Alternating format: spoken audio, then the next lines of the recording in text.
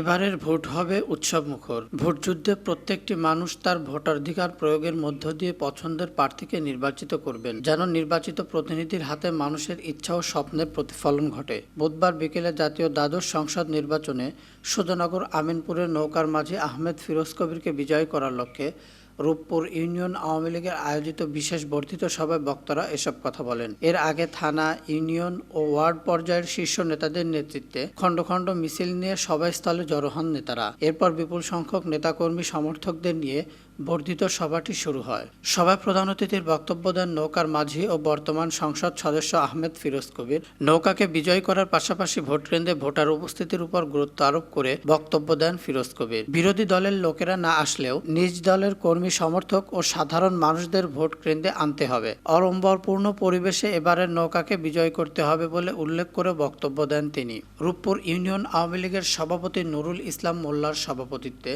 ও সাধারণ সম্পাদক আবুল হাশেম উজ্জ্বলের সঞ্চালনায় বর্ধিত সভায় বিশেষ অতিথির বক্তব্য দেন আমিনপুর থানা আওয়ামী লীগের সভাপতি ইউসুফ আলী খান, সাধারণ সম্পাদক ও বেড়া উপজেলা পরিষদের চেয়ারম্যান রেজাউল হক বাবু, সুধানগর উপজেলা আওয়ামী লীগের সাধারণ ও উপজেলা পরিষদের চেয়ারম্যান শাহিনুজ্জামান শাহিন ও আওয়ামী লীগ নেতা আশিকুর রহমান সবুজ। এছাড়া স্থানীয় আওয়ামী লীগ ও অঙ্গ সংগঠনের শীর্ষ নেতারাও বক্তব্য দেন।